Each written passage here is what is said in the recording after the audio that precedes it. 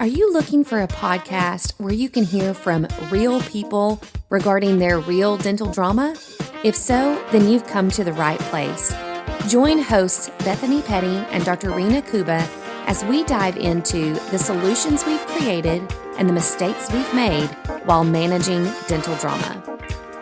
Let's get started. Welcome back to Managing Dental Drama. I hope you guys are having a wonderful holiday weekend. I wanted to bring a subject to the studio today because I have historically gotten a number of questions on this particular category. And also, this category is becoming more stressful in the wake of the pandemic and especially in the current inflation environment. And that's the subject of overhead expenses. I talk with clients all of the time who are stressed about the cost of running a business. And so I wanted to really unpack this in a way that's hopefully helpful, but it also will hopefully simplify the matter. So I want to give a little bit of history on this. This area has always been a passionate subject of mine because many years ago, I was in the middle of one of my master's programs and heard from my mom and dad, and their business was struggling.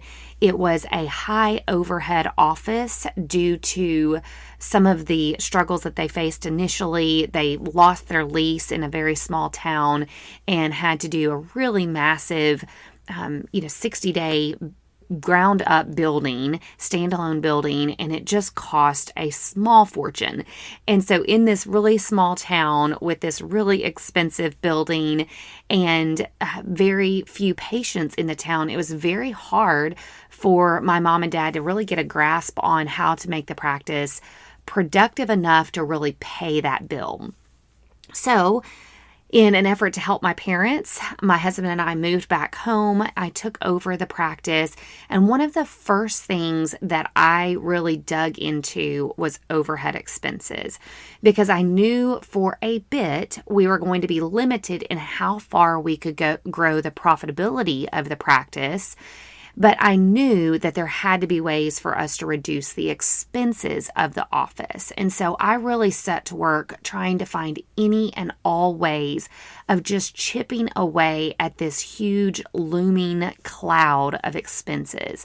Really spent the first several months being back at my dad's office, focusing on that category and getting as creative as I could with cutting expenses. Once we did that, then I really started trying to figure out how we could grow the profitability of the practice so that we could bring those overhead expenses back into alignment.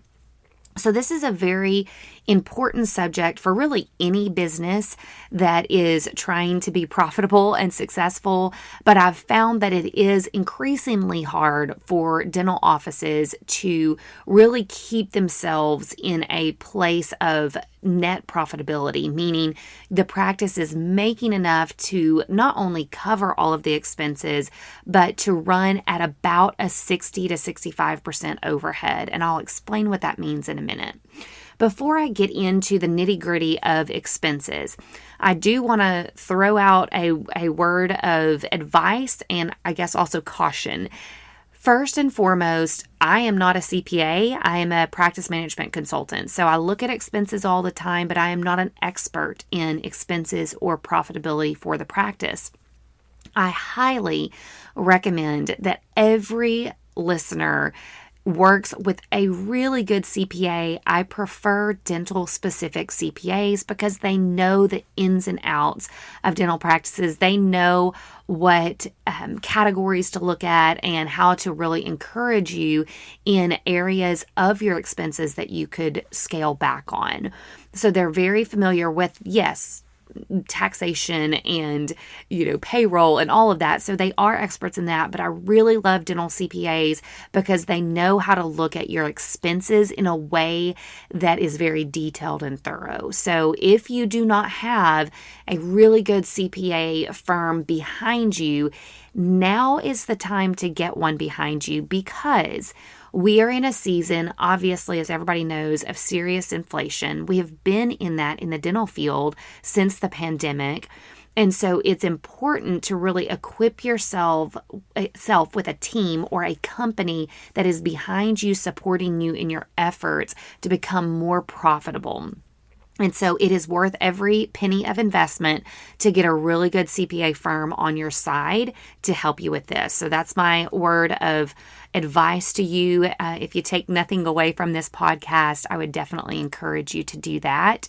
Many people try to go at it alone, and they'll just have a small mom and pop CPA to run taxes for them. And I just I feel strongly about this, that I don't feel like that is the best thing for dental practice owners anymore. It wasn't before the pandemic, but it is certainly not now. So go do your research, find one that you feel really good about, and get one on your team quickly. So let's dive into the nuts and bolts of overhead expenses. I tend to take a very simplistic look at overhead expenses. There's multiple ways that you can categorize this, and your dental CPA firm will do this for you. I tend to like to think about this in broad categories, because we can become overwhelmed with remembering all of the percentages associated with these minute categories. So as we dig into the subject matter, each of these categories, I want you guys to keep in mind, I'm going to talk about normal percentages. Now, norms can range from specialty to specialty, and I'll try to comment on those as I go throughout these categories. So I'm going to give ranges here that are hopefully generic enough to help everybody. If you are over in one or more of these categories, we'll talk about how to solve that as we go throughout each category. Okay, so the first category that I want to talk about is your rent or mortgage. So some of you may own a building. Others of you, I would say probably the majority of you, lease your space. Rent, I like to see rent in the 5% category. Now, again, in hindsight with the pandemic, that category may very well be a little bit out of whack for you, either because your production has dropped or your rent has actually increased. So 5% is what I'd really like for you to aim towards, and knowing that if you're in that range, maybe you're 6%, maybe you're 7%, that you can do some things to be creative and get that down.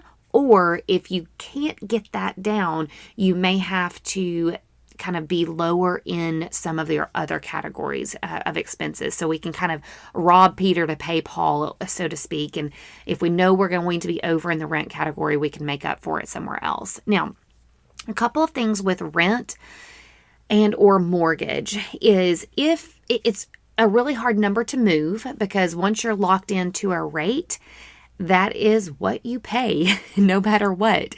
And sometimes that can go up. So many of you might have a 7 or 10 year lease, and there's an automatic jump in price when you renew your lease.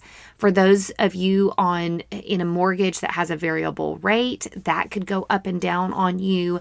And I would encourage you, we've kind of passed this period of time where there's really great interest rates on refinancing, but watch those interest rates. And if you've got a variable rate or one that you feel like is too high, we will just kind of be in a holding pattern until we see those rates pop back down, and then work with your dental CPA firm to determine if renegotiating that loan is good for you.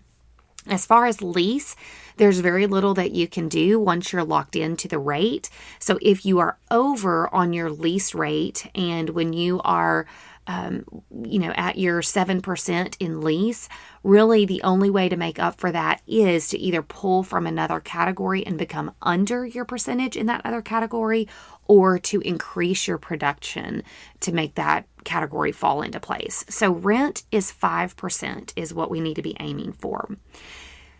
Staff salaries is your other big chunk of expenses. So historically, that percentage has always been 22%, 23%.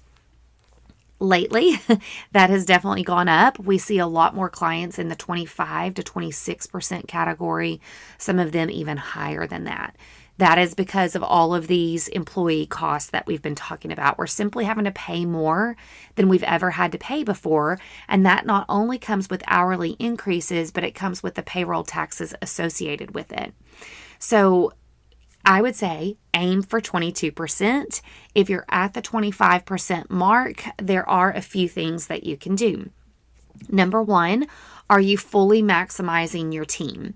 Meaning, is there somebody on your team that has a good bit of work to do, but you know what? She's normally done with her work by the third day of the work week.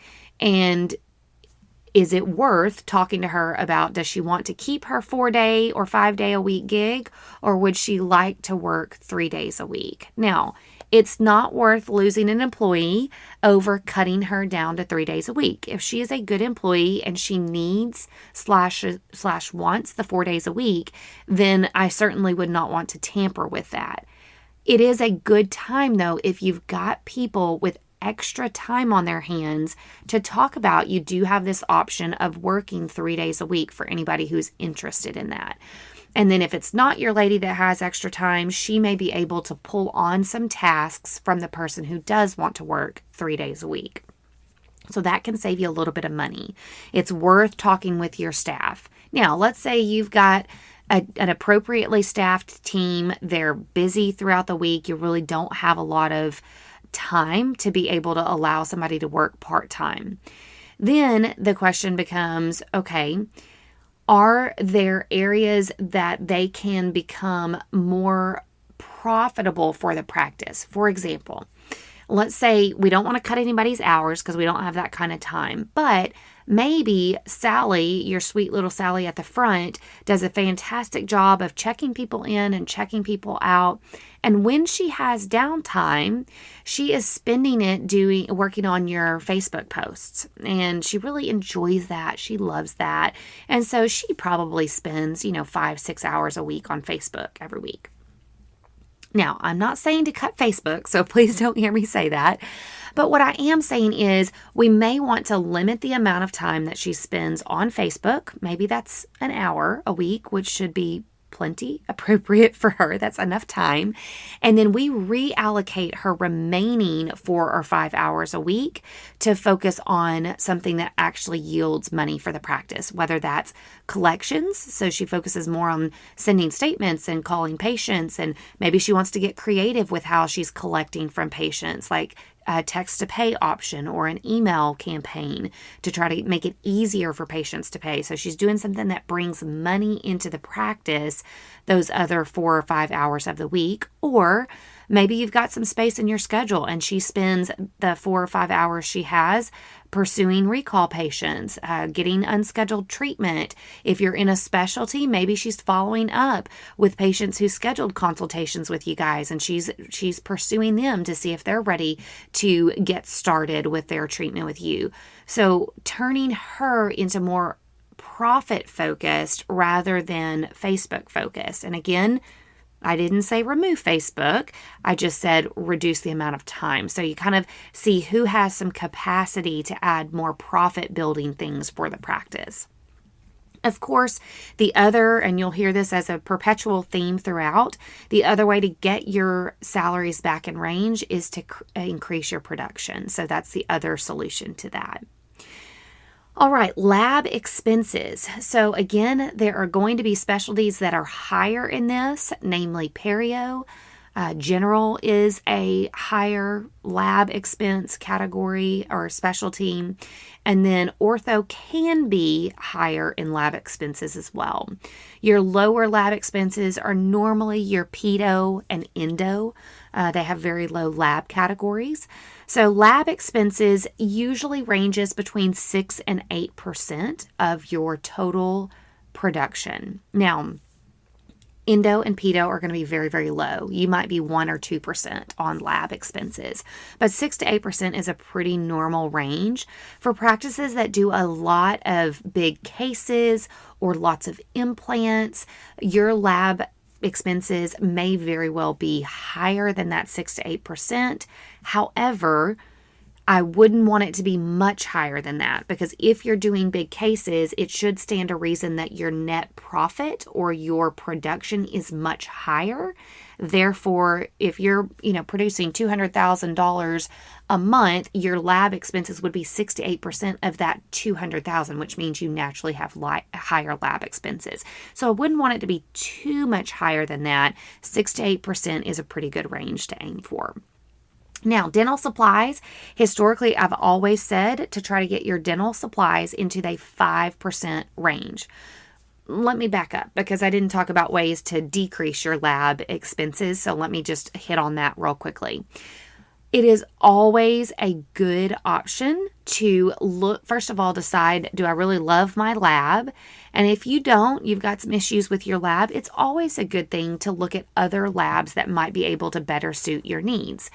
Also, you can choose, hey, you know what? This lab, I love this lab for my crowns. They are a little bit pricier, but you know what? I'm willing to pay that because the crowns always fit. They're beautiful. They can work with my digital scans. I'm not going to compromise that. But I'm going to pull everything else. I'm going to pull my dentures. I'm going to pull my partials. I'm going to pull my implants, and every other case. I'm going to use this other lab because they are cheaper. They do a great job, but they're a little less expensive. So you can kind of segregate your labs that you use, and it doesn't hurt to let them know, hey, I'm really trying to cut my expenses. What can you do for me? What are ways that I can save money with your lab? And they may have some tips or strategies for you. I will say lab costs have gone up since the pandemic, just like everything else has. So they may not have any options for you if you ask, but what does it hurt to ask? Now, dental supplies. I've always aimed for the 5% category, and 5% is still achievable. It just takes a lot of work to get there. I would say the most typical range now is somewhere between 5 and 7%. Now, this was one of those areas with my mom and dad's practice way back when that we really got strategic with our dental supplies. I was very careful with how much we had of everything. So we wanted inventory. Absolutely. We wanted enough inventory to service our patients for the month, but we didn't need 4 months of various products. We needed just enough products to get us through the next 2 to 4 weeks. Now, you will want to talk with the people that you order from. Oftentimes they run specials. Oftentimes they will tell you it's cheaper with us to place 2 orders a month, or it's cheaper with us to try to get it all into one order because then you earn all of this free shipping and you also order bonus bucks towards other things. So talk with your supplier and figure out what can we do to really maximize our savings with you guys.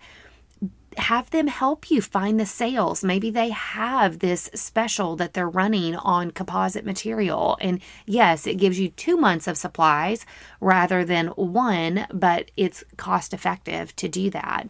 So you've really got to work with your supply rep to help you get the best deal and really to incorporate them onto your team to help control expenses. Also, don't buy what you don't need. It seems to go without saying, but I've often been surprised at the willingness of staff members who are ordering to try things that the doctor hasn't necessarily requested. It may have been something that the supply rep suggested and they just ordered it. So work closely with whoever is ordering your supplies to make sure that they have a good strategy and that they aren't ordering things that you ultimately don't need. If you do not have a good system of tracking your inventory, you need to create a good system. The age-old tag system works beautifully. If you don't know how to do that, work with your supply rep. They will help you get that tag system in place. This is if you've got one person on your team that does the ordering, this is a full team effort to manage our inventory in the right way. We need to stay on top of it consistently. So dental supplies between that 5 and 7% category, we really don't want it much higher than that. Office supplies. This is going to be your envelopes, your postage, your paper, your ink cartridges, your Kleenex and toilet paper, your paper towels for the bathrooms, your cleaning supplies, kind of this whole category, 1 to 2%. And we really want that to stay in the 1 to 2% category.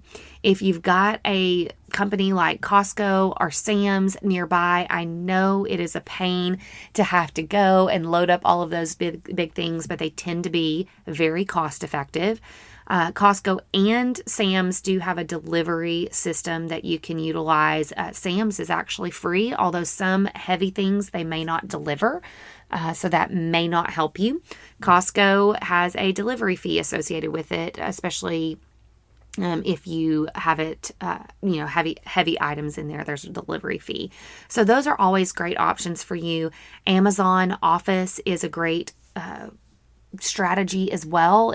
You can set it up on frequencies, and it's kind of a no-brainer approach. You just want to be careful that you're not overstocked in certain things.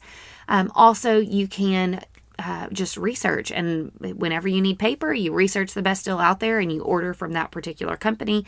That's always a strategy. It just tends to take a little bit more manpower to manage that.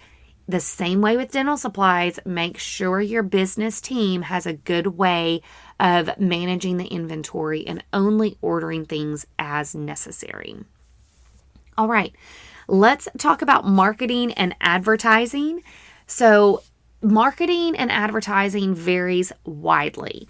For specialty offices, this may be slightly higher because you need to have a really good marketing strategy with your professional referral sources.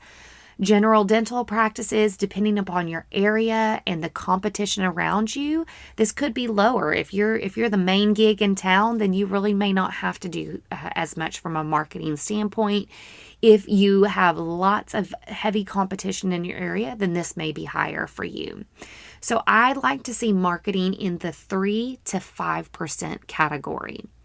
Now, I'm going to throw a big asterisk out beside this. For any startup practices, this is going to be much higher initially because you've got very low production in your first 6 to 12 months of being open, and therefore your marketing number is going to be incredibly inflated.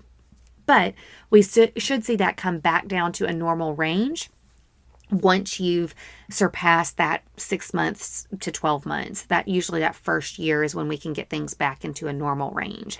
But you should level out between 3 and 5%. Now, practices that are the one-stop shop in town, you might have 1% of your budget going to this just because you want to do something to kind of stay public and keep your footprint in your particular area. But most people have some level of competition, and therefore you need to have some marketing dollars associated with this. Now, it sounds low, 3 to 5%.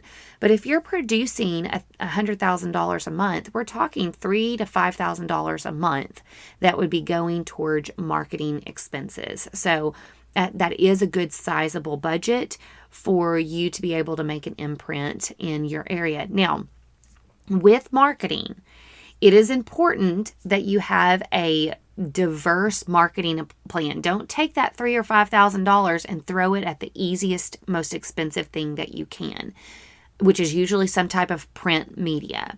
You want to have some reserved for social media, some reserved for online marketing, some reserved for print and direct mail pieces and things like that. But you also want to reserve some, if you're a specialty practice, you need to reserve plenty for your professional referral sources.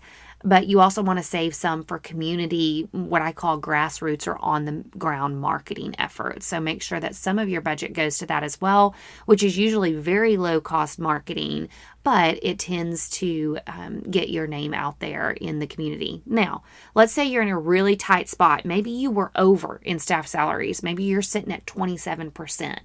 Many people will immediately look at marketing and go, well, I just have to cut marketing. Well, you kind of shot yourself in the foot if you did that, because one of the key ways to increase your production in the practice is with new patients. Now, what you can do is decrease marketing. You go, you know what? I've just been a long time contributor to this magazine. It costs me, $1,000 a month to have an ad in there. I really feel like if I could hit the pause button on that for 6 months and do lower cost strategies, we've got, a community, lots of community events, and those would cost me $200 a month to take part in. Well, why don't I do that for the next 6 months rather than my $1,000 of marketing with the magazine? So you're still marketing, you're not cutting your marketing out.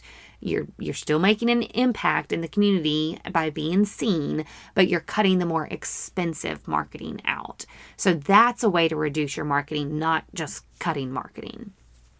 All right, so marketing, again, aim for that 3 to 5%.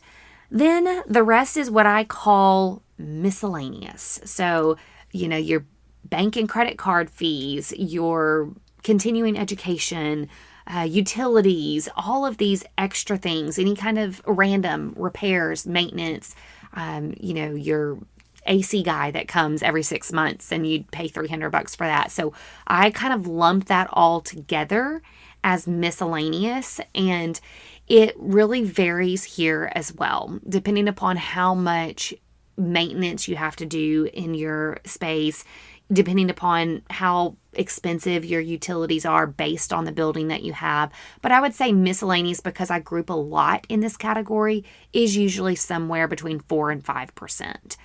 Now, again, this very well could be an area that you could really do some cost savings. Are you using a AC company that charges you fairly? Do you need them truly to come out every month and change your filters? Or could you do that yourself and save some money on that side of things? Are you being mindful of how you're running your AC in your practice? Do you have something set up where it automatically kicks your air up at the end of the up, down, whatever you call it, makes it hotter in the building at the end of the day? Or are we accidentally forgetting to do that? Is your team good about turning off lights and turning off equipment and all of that? You want to make sure that you're being really cost effective with your utilities. Are you a doctor that runs really hot and therefore you're running your practice at 67 degrees every day and you're freezing your team out, but you feel good? Well, what can you do? Put some cool packs on if it means that you save some money by running the office at 70 or 71 rather than that chilly 67 degrees. Are you really being mindful of turning lights off when they're not in use and all of those things? Again, it sounds minor, but it does add up. Funny enough, we live in the great state of Texas, which is incredibly hot, and our utility bills have been insane in our home these last couple of months. And my husband has all of a sudden become very passionate about making sure that we turn lights off. 3 months ago, I'd walk in after work and he's always the last one to leave, and our house would be lit up like a Christmas tree. Every light in the house was on, and I would be fuming because it's such a waste. And all of a sudden, we have both been mindful of that now. Lights are off. We turn the AC up during the day and make sure to, not run dishwashers or washing machines and all of that when we're gone. And it saved a good bit of money just by being mindful of that. So again, your practice, your team needs to have the same mindset to reduce some of those expenses. Bank and credit card fees is another area where you might be able to save some money. Make sure that you've got the best merchant fee that you can find out there. You may want to span out your horizon and look at different options. If you've got your traditional bank merchant and you don't have online or text to pay options, there's plenty of companies out there now that coordinate with your software to be able to process text to pay options and email options. So maybe it's time to look at what their merchant fees are. What are their costs associated with that? Really do some digging on your merchant fees. There are companies out there that will help you take a hardcore look at your merchant fees and credit card fees that are happening that are minor. They're $5, $10 here and there, but that $5 to $10 adds up, and you might have somebody take a look at those. Have your dental CPA take a hard look and say, what am I missing here? Is there anything that I can do to reduce some of these expenses? So that's another area that you can control costs in. The other category that tends to run amok in dental practices is continuing education. So out of the 4 to 5% of miscellaneous, I like to see this at the 1% mark if possible, and really at the 2% mark if maximum. Now, I know I'm killing a bunch of people in saying that, because this is the last thing that you want to have to cut. You enjoy it, you want to go and do these things, but it's costing a lot of money. So you just have to set yourself a budget for the year. If we want it to be 1%, and let's say you produce $100,000 a month and collect $100,000 a month, then that means your budget is $1,000 a month for continuing education, or $12,000 for the entire year. Pick 2 conferences that you really feel passionate about and you want to go to. That should cover not only your course, but the hotel stay, if you had to rent a car, your flights. It should cover all of that. So you're probably looking at your course costing $5,000, $6,000, $7,000. And so you would have room in the budget for 2 of those a year. This was one of the areas that when I went back home to my mom and dad's practice, my dad, who loves education, was spending mightily in this area, and he cursed me for it, but that was one of the areas that we cut, and we were able to really save a lot of money in the practice. So these are going to be your main expense categories. If you have, as Dr. Kuba often says, buried your head in the sand and you have not looked at your expenses, it is time to do so. There is no sense in just continuing to spend money at the rate that you always have and then just continue to make less and less money. It's wise to pull up out of that sand, get somebody to help you, get a good dental CPA on board with you to really take a hard look at your expenses and see what you can do to make some positive changes. Who doesn't want to produce the same amount and somehow bring home more money? That's just a game changer for everybody. So it's worth taking a look at this. Overall, you should end up being in the 60 to 65% total overhead production or overhead expenses category. So again, that leaves you in a very profitable position, which is what you want. It gives you room to invest in savings, invest in retirement, and have a decent income for yourself as well. So I know this isn't the most fun category, but hopefully this helps you to think through your expenses, really dig deep and see where you can shave off, even if it's a couple percentage points. It means that you bring that much more home at the end of the year. I hope you have a wonderful holiday. Hey, good news is you got hopefully a Monday off to sit and think about expenses. So it's a perfect day to dig in and solve the expense crisis in your practice. Thanks for joining the conversation today. We hope that you are comforted in knowing that you are not alone, but we also hope that you're walking away with some really great tips and tricks to try in your practice. We value your feedback, so please take a few moments to rate and review the podcast. Finally, we want to make sure that we're covering the topics that matter to you. So track us down on Facebook, Instagram, and Twitter, and let us know what topics you want us to cover. As always, please know that we are rooting for you today as you manage your dental drama.